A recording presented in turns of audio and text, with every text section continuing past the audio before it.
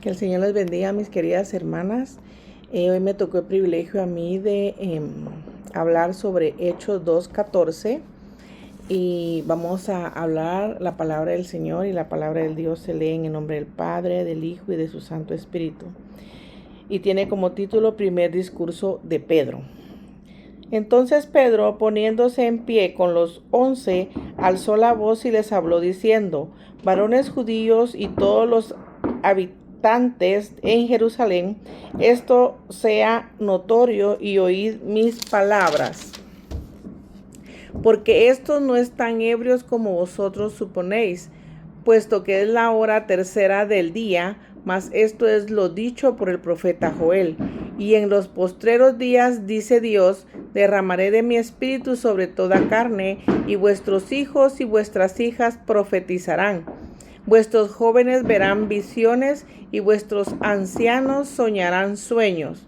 Y de cierto sobre mis siervos y sobre mis siervas, en aquellos días derramaré de mi espíritu, y profetizarán, y darán prodigios arriba en el cielo, y señales abajo en la tierra: sangre y fuego y vapor de humo. El sol se convertirá en tinieblas y la luna en sangre, antes que venga el día del Señor grande y manifiesto. Y todo aquel que invocare el nombre del Señor será salvo. Vamos a estudiar un poquito en estos versículos que hemos leído. Y cómo se llama lo que yo puedo entender aquí es que en aquellos días pensaba la gente, ¿verdad? Porque como no creía en lo que era la manifestación del Espíritu Santo, pensaban que la gente se ponía borracha y se ponía a hacer cosas por la misma embriaguez que tenían, ¿verdad? Mas no reconocían que era una obra del Espíritu Santo. Pedro viene y los confronta y les dice, ¿verdad?, que no piensen que es que están borrachos, pues es demasiado temprano para que las personas estuvieran ebrias, ¿verdad? Y entonces les hace entender que es una obra del Espíritu Santo, que el profeta Joel había profetizado en aquellos días que las personas iban a estar embriagadas por el Espíritu Santo y que vendrían sobre ellos el poder del Espíritu Santo, ¿verdad? Y que los jóvenes profetizarían y soñarían, dice, y los ancianos soñarían sueños, y los jóvenes visiones, verían visiones. Entonces creo que eso es lo que se está dando en nuestros días, ¿verdad? O sea, sí se ha hecho verdadero lo que el profeta Joel decía, ¿verdad? De que en nuestros tiempos iba a pasar todo esto, ¿verdad? Era una profecía que había hecho el profeta Joel, ¿verdad?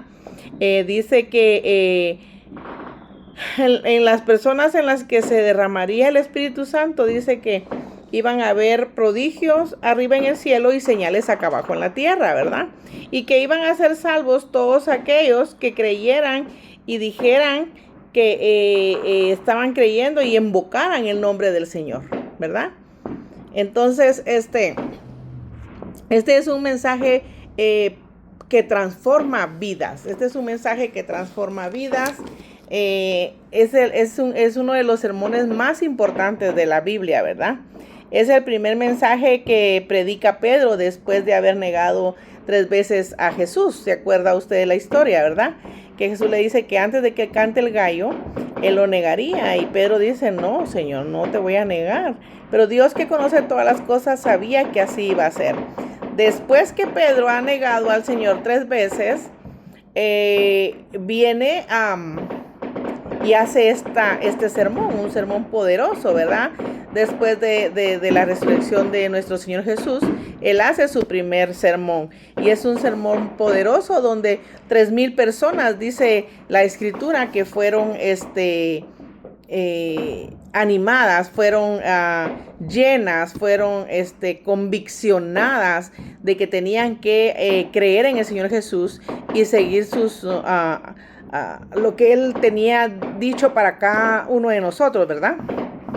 Para ser obedientes, para lo que estaba escrito en la palabra, poderlo seguir y entender y saber que Él era el Mesías, ¿verdad? Entonces dice que en su primer sermón se convirtieron 3,000 personas que se convirtieron a Cristo, ¿verdad? En el pasaje 14 al 21 es un pasaje con poder, ¿verdad? Es donde Pedro habla sobre la profecía del profeta Joel. El Pedro no se enfoca en sí mismo, ¿verdad? Sino él hace toda la predicación en el centro que es Cristo, ¿verdad? Él no se centra en él, sino el centro de su predicación es Cristo, ¿verdad? Él habla sobre, él presenta a Jesús y sus milagros, su vida y su sacrificio y su resurrección, su exaltación a la diestra del Padre. Eso es la predicación de Pedro en este versículo, ¿verdad? Entonces dice que siempre el centro de toda predicación tiene que ser Cristo, ¿verdad? No podemos nosotros empezar a predicar y hablar de otras cosas y que no vienen al caso, ¿verdad? Sino que tiene que ser Cristo, dar a conocer el Evangelio, dar a conocer la palabra del Señor, para que muchas personas lleguen a los pies de Jesús, ¿verdad? Nosotros no podemos ponernos a predicar de una historia que nosotros nos imaginamos, no, tenemos que leer siempre hablando y poniendo siempre énfasis en la palabra del Señor, ¿verdad?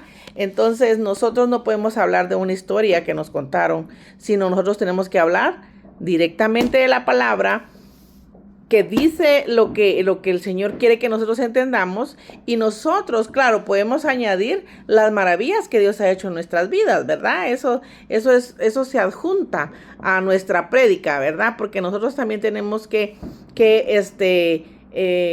decir lo bueno que Dios ha sido con nosotros, para que otras personas vengan al Señor y puedan reconocerle como su único y suficiente Salvador, ¿verdad? Sabiendo que es nuestro sanador, nuestro proveedor, nuestro guía, nuestro Padre, nuestro amor verdadero, nuestro fiel amigo. Entonces nosotros de eso tenemos que hablar, ¿verdad?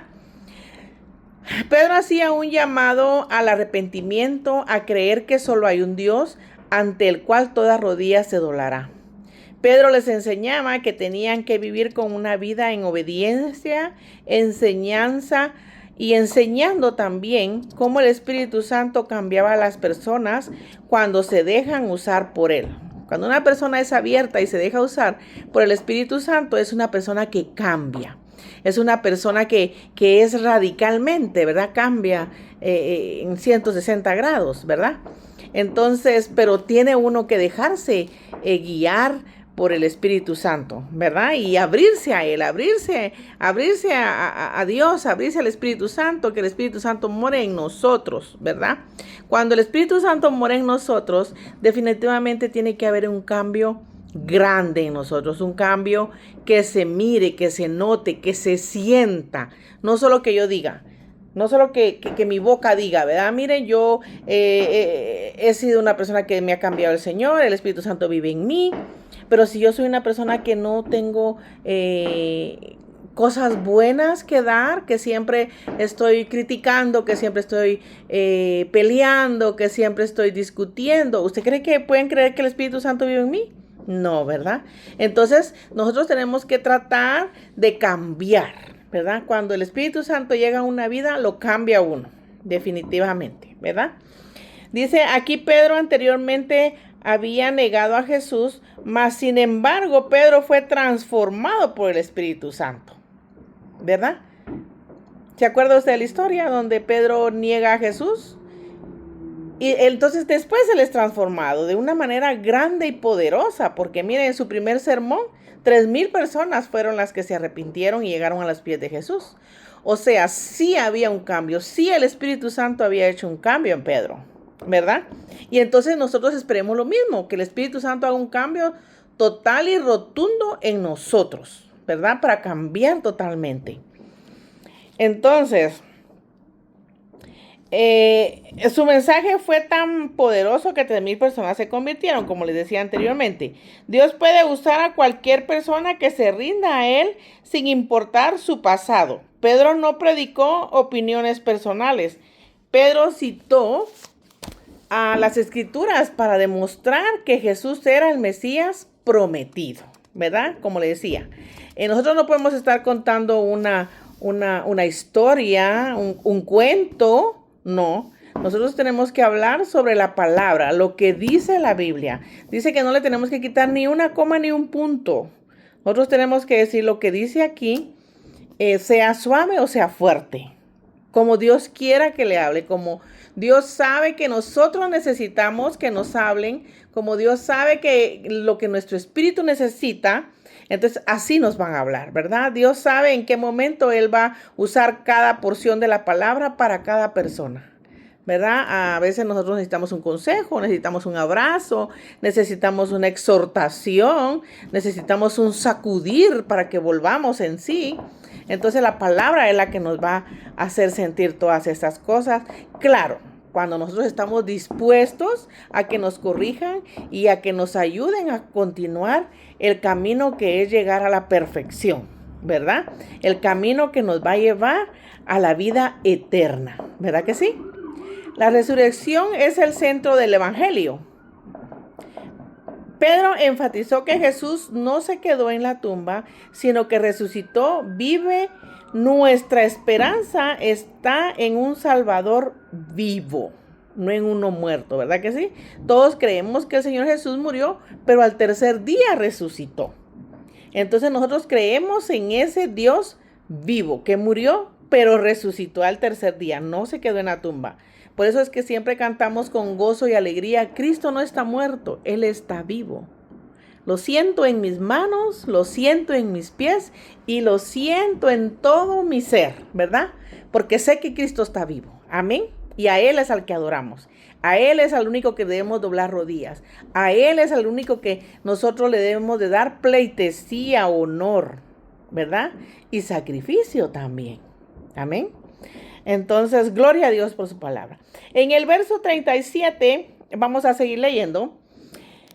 En el 22 dice, varones israelitas, oíd estas palabras. Jesús Nazareno, varón aprobado por Dios entre vosotros, con las maravillas, prodigios y señales que Dios hizo entre vosotros por medio de él, como vosotros mismos sabéis.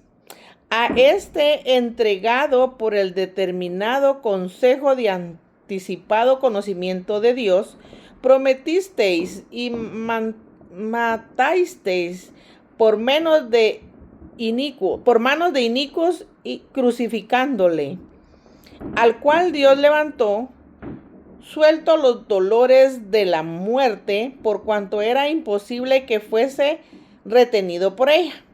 Porque David dice de él, veía al Señor siempre delante de mí, porque está a mi diestra, no será conmovido. Por lo cual mi corazón se alegró y se gozó. Mis lenguas y aún mi carne descansarán en esperanza, porque no dejará mi alma en Hades, ni permitirá que tu santo vea corrupción. Me hiciste conocer los caminos de la vida, me llenarás de gozo con tu presencia. Varones hermanos, se os puede decir libremente del patriarca David, que murió y fue sepultado, y su sepulcro está con nosotros hasta el día de hoy. Pero siendo profeta y sabiendo que con juramento Dios le había jurado que de su descendencia, en cuanto a la carne, levantaría a Cristo para que se sentase en su trono. Viéndolo antes, habló de la resurrección de Cristo. En su alma no fue dejada en el Hades, ni su carne vio corrupción. A este Jesús resucitó Dios, de los cuales todos nosotros somos testigos. Así que, exaltado por la diestra de Dios, y habiendo recibido del Padre la promesa del Espíritu Santo, ha derramado esto que vosotros veréis y oís. Porque David no subió a los cielos, pero él mismo dice, dijo el Señor a mi Señor, siéntate a mi diestra, hasta que ponga a tus enemigos por estrado de tus pies. Sepa pues ciertamente toda la casa de Israel que a ese Jesús, a quien vosotros crucificasteis, Dios le ha hecho Señor y Cristo. Al oír esto se compungieron de corazones y dijeron a Pedro y a los otros apóstoles varones hermanos, ¿qué haremos? Pedro les dijo, arrepentíos y bautícense cada uno de vosotros en el nombre de Jesucristo para perdón de los pecados y recibiréis el don del Espíritu Santo. Porque para vosotros es la promesa y para vuestros hijos y para todos los que están lejos, para cuantos el Señor nuestro Dios llamare. Y cuando otras muchas palabras testificaban y les exhortaba diciendo, sed salvos de esta perversa generación. Así que los que recibieron su palabra fueron bautizados y se añadieron aquel día como 3,000 personas. Y perseveraban y la doctrina de los apóstoles en la comunión unos con otros, en el partimiento del pan y en las oraciones. Gloria a Dios por su palabra. Entonces, en el versículo 37, las personas fueron tocadas grandemente, ¿verdad? O sea, se dolieron de lo que estaba hablando Pedro, según lo que decía David, ¿verdad? Que él había visto como a Jesús, Dios lo ponía en el trono y lo sentaba en el trono, ¿verdad? Diciendo que este era el hijo de él, ¿verdad? A quien todos ustedes decían, ¿verdad? Han crucificado y le han levantado falso. Entonces las personas se ponían tristes porque decía, ¿cómo pudimos haber sido nosotros tan crueles, tan inhumanos en haber despreciado el amor de Jesús, ¿verdad? El amor del Hijo de Dios. ¿Y por qué? Porque nosotros a veces nos dejamos llevar por lo que los demás dicen. No nos ponemos a pensar un momentito y a buscar y a indagar y a saber qué es esa persona, ¿verdad? Entonces aquí todos se dejaban ir porque decían que era un falso, ¿verdad? Entonces cuando Pedro les predica y les dice, entonces todos se pusieron muy tristes y empezaron a creer y empezaron a arrepentirse de sus pecados y empezaron a querer caminar valga la redundancia, en el camino correcto, ¿verdad? Entonces dice que fueron los que se convirtieron 3,000. Mire qué poderoso mensaje el de Pedro de esa vez, ¿verdad? O sea, el Espíritu Santo tenía que haber estado sobre él, puesto que la gente creyó todo lo que les dijo, ¿verdad? Porque muchas veces a nosotros nos están predicando y nos están diciendo y diciendo y diciendo y nosotros no entendemos. ¿Por qué? Porque estamos tan cerrados, ¿verdad? Tan metidos en lo que nosotros creemos y no dejamos que otro nos quiera instruir. Pidámosle perdón al Señor por esto, ¿verdad? Porque nosotros también tenemos que aprender de otros. Dice la palabra que el que se sienta santo, que se santifique más, dice, ¿verdad? Porque no vaya a ser que caiga, ¿verdad? Entonces nosotros todos los días tenemos que ir aprendiendo algo nuevo. ¿Para qué? Para enriquecernos nosotros y para que nuestra alma vaya de gloria en gloria, así, ¿verdad?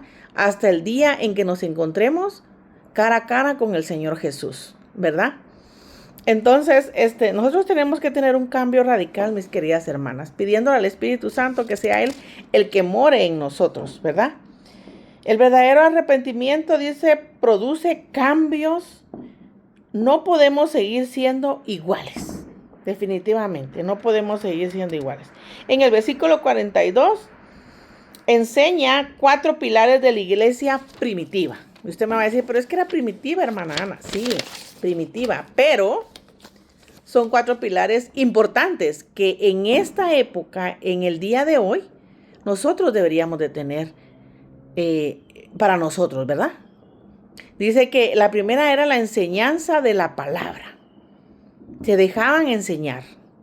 y enseñaban la Biblia, la palabra de Dios, ¿verdad? Ese era el primer pilar. El segundo pilar era la comunicación entre los creyentes, ¿verdad? Siempre estaban comunicándose, diciéndose las cosas que estaban pasando, o posiblemente se contaban unos a otros sus problemas, no sé, ¿verdad? Pero había comunicación, o sea, no era que, ay, aquel dijo y aquel no sé qué, y así, esa peleadera no, había comunión en ellos, ¿verdad? Dice que en el tercer pilar era el partimiento del pan, o sea, compartían cosas, ¿verdad? El partimiento del pan, como cenar, como desayunar, como, ¿verdad? Todo lo hacían orando, compartiendo entre todos, ¿verdad? Y el cuarto pilar dice era la oración, o sea, eran personas de oración, ¿verdad? O sea que se enseñaba la palabra, tenían comunión entre ellos mismos, compartían el pan, oraban, o sea, son cosas que a nosotros muchas veces nos hacen falta, ¿verdad? Y que tenemos que pedirle al Espíritu Santo que vuelvan a nosotras, ¿verdad? Nosotros mismos somos los que tenemos que hacer que esos pilares permanezcan, porque son pilares con fundación buena, ¿verdad? Esto sigue siendo fundamental para la iglesia de hoy. Ahora examinemos nuestros corazones y preguntémonos, ¿he respondido al llamado de Dios? Es una pregunta que usted hágase y que me hago yo, y respondámonosla con sinceridad, ¿verdad? ¿He respondido al llamado de Dios? Otra pregunta es, ¿Jesús es realmente el centro de mi vida? ¿Realmente es el Señor Jesús el centro de mi vida? ¿O el centro de mi vida son otras cosas? Son otras distracciones, son otras inquietudes, otras ansiedades, otras preocupaciones. Preguntémonos, ¿verdad? Si de verdad el Señor Jesús es el centro de nuestras vidas, ¿verdad? Otra pregunta sería, ¿estoy perseverando en la fe? O muchas veces me siento decaído, o muchas veces no le creo al Señor, o muchas veces mi fe balancea. Acuérdese lo que le pasó a Pedro. Pedro iba caminando muy bien en el agua. De repente la duda lo turbó y ¡boom! Sintió que se ahogaba. Y pidió auxilio al Señor Jesús. Entonces eso puede pasar también en nuestras vidas. Estamos a punto de alcanzar una promesa, una bendición, y por ese pequeñito dudar, ¡pum!, se nos cae. Porque acuérdese que el dudar es pecado. Sí, mi querida hermana. El dudar es un pecado. Entonces nosotros, cuando quiere entrar esa duda a nuestras vidas, recordémosle al quien nos está poniendo en duda que más poderoso es el que está con nosotros que el que está afuera. La duda no tiene que estar en nuestras vidas. ¿Sabe por qué, mi hermana querida? Porque la palabra dice que si Dios lo dijo, Él lo hará. Y Dios no es hombre para mentir, ni hijo de hombre para arrepentirse de las promesas que Dios le ha dado a usted y que me ha dado a mí, ¿verdad? Tenemos que creerle al Señor, aunque la montaña sea grande, aunque el problema sea inmenso, aunque estemos viviendo en el desierto, mi amada hermana, no importa. Si el Señor dijo que lo hará. Y lo tenemos que creer ciegamente. Ciegamente, mi querida hermana. Para que las cosas sucedan, usted tiene que creerlas. Y primero se creen en su corazoncito, en su mentecita. Porque si en una de estas, si en su corazón, en su mente hay un poco de duda, no se va a hacer, mi amada. A veces nuestros ojos carnales, estos ojitos, nos hacen ver cosas que nos hacen dudar. Pero tenemos que ver con los ojos del alma. Esos ojos que no nos van a mentir ni nos van a engañar, ¿verdad? Entonces, cuando nosotros le creemos al Señor Jesús, nosotros venimos a decirle, Señor, creo en ti y creo en tu sacrificio y te doy gracias por ese sacrificio hermoso que hiciste en la cruz por mí, ¿verdad? Entonces, mi querida hermana, creamos con todo nuestro corazón que el Dios que obró en Hechos 2 es el mismo que sigue obrando hoy. Cuando el Espíritu Santo llena a un creyente, la palabra se predica con poder y los corazones son transformados y la iglesia crece para la gloria de Dios. Amén. Cuando nosotros caminamos con fe, cuando nosotros hacemos las cosas como Dios quiere que se hagan y cuando nosotros predicamos la palabra del Señor con un corazón lleno de gratitud, con un corazón lleno de agradecimiento, con un corazón convencido de lo que estamos hablando, es así, Dios hace maravillas. Y cuando nosotros permitimos que el Espíritu Santo more en nosotros y que el Señor Jesús sea el centro de nuestras vidas, oh, mi hermana, hemos logrado todo. Hemos logrado todo.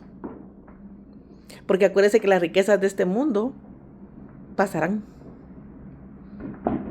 Todo lo bonito, todo lo hermoso, todo lo bello que nosotros podamos tener, el mucho dinero que podamos tener, eso se va a pasar, eso se va a quedar aquí. Pero su corazón, su alma, tiene que ir con el Padre.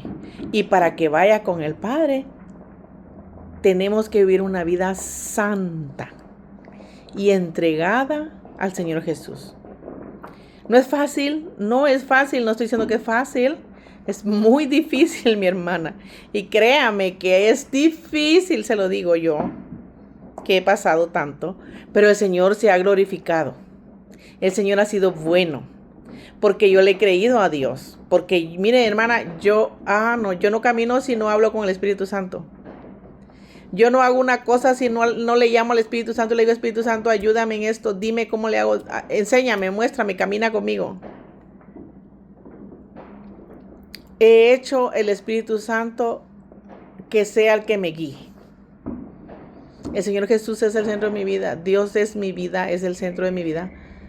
El Espíritu Santo es el que me guía en este mundo mientras yo llego allá con el Padre. Entonces, mis queridas hermanas, espero que esta porción de la palabra que me tocó compartir con ustedes sea de gran bendición para cada una de ustedes y que yo me logre dar a entender.